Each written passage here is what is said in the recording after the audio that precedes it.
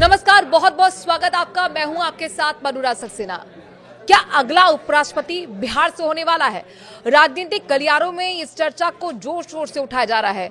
आखिरकार कौन सा है वो नाम जो सुर्खियों में बना हुआ है, आपको बताएंगे इस वीडियो में। रहिए मेरे साथ।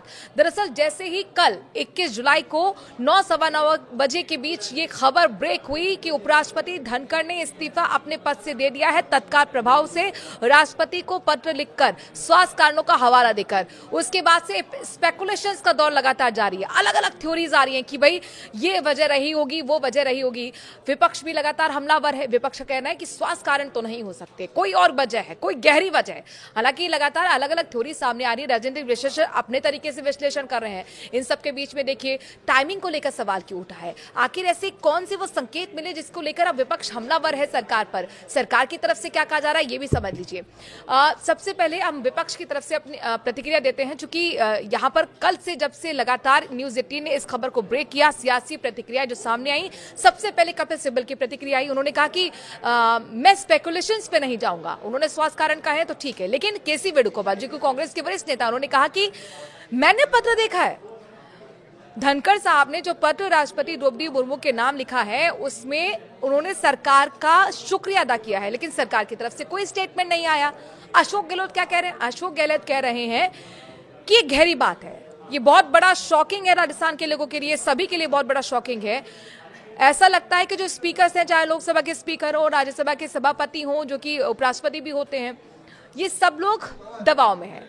और हालांकि जो राजस्थान विधानसभा के तमाम जो मंत्री हैं बजट सरकार के, उन्होंने इन तमाम अफवाहों को खारिज किया है और उन्होंने कहा कि गहलोत साहब की तो आदत ही है नकारात्मक राजनीति करने की। लेकिन देखिए तमाम तेजस्वी यादव भी कह रहे हैं कि स्वास्थ्य तो दिख रहे थे, एकदम हेल्थी दिख रहे थे, तो कैसे कहाँ कारण दिखते हैं कि वो स्वास्थ्य कारणों की वजह से हवाला दिया हो।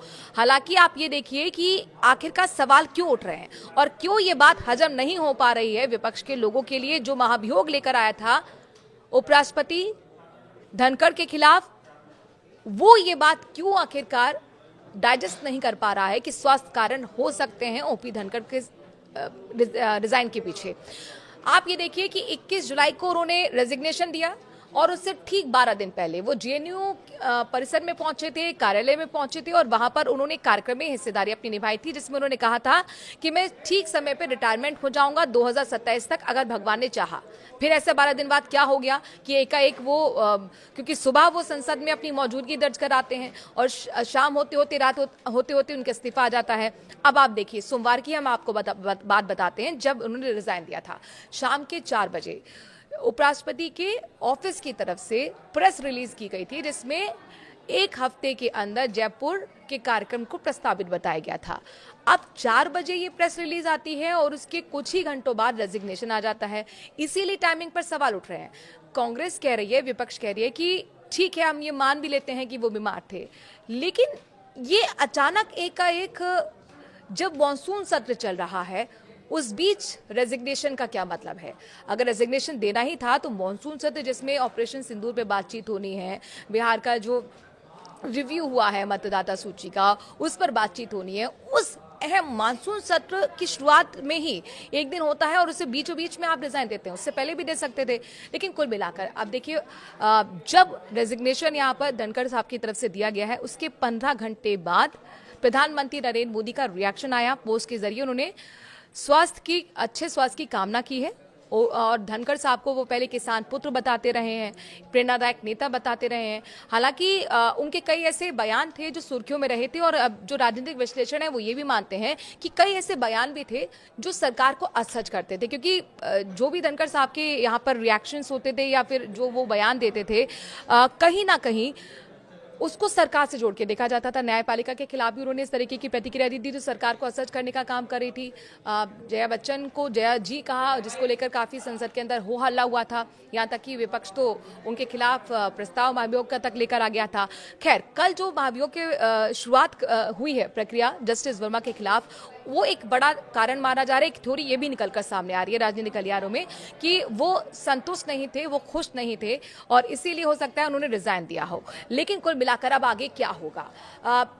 बीजेपी की इसके पीछे क्या रणनीति है? देखिए, राजनीतिक गलियारे जो हैं उसमें इस बात की चर्चा लगातार बनी हुई है कि धनखड़ के इस्तीफे के बाद नीतीश कुमार के लिए उपराष्ट्रपति पद का रास्ता साफ हो गया है और इन अटकलों को हवा दी है बीजेपी के विधायक हरिभूषण ठाकुर ने। उन्होंने कहा कि अगर नीतीश कुमार उपराष्ट्रपति बनते हैं तो ये बिहार के लिए बहुत अच्छा होगा। राजनीतिक गलियारों में ये चर्चा क्यों बनी हुई है? चूंकि देखिए, तमाम जो एक्सपर्ट्स हैं, राजनीति को समझते हैं, जो जानकार हैं, वो ये कह रहे हैं कि बीजेपी इस बार 3 महीने बाद ही, चूंकि वहां पर चुनाव होने हैं, विधानसभा चुनाव में बीजेपी इस बार चाहती है कि ज्यादा वो सीटें जीते और ऐसे में उसके लिए जरूरी है नीतीश कुमार का साथ मिलना। नीतीश कुमार के लिए वो सेफ जगह यहाँ पर डिसाइड कर रही है, नीतीश कुमार को उपराष्ट्रपति बनाएगी ताकि ये एक रणनीतिक हिस्सा राजनीति का बीजेपी के लिए हो सकता है ताकि नीतीश कुमार का उसको साथ मिल सके।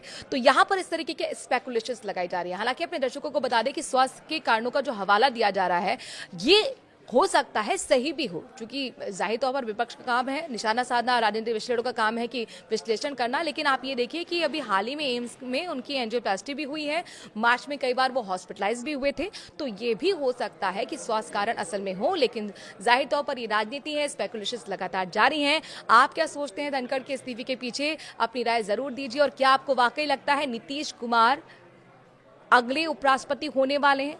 क्या बिहार से अगला उपराष्ट्रपति तय होने वाला है? विधानसभा चुनाव से जोड़कर इस इस्तीफे को देखा जा रहा है। क्या बिहार चुनाव के लिए रास्ता यहां पर बनाया जा रहा है? अपनी राय कमेंट के जरिए जरूर दीजिए।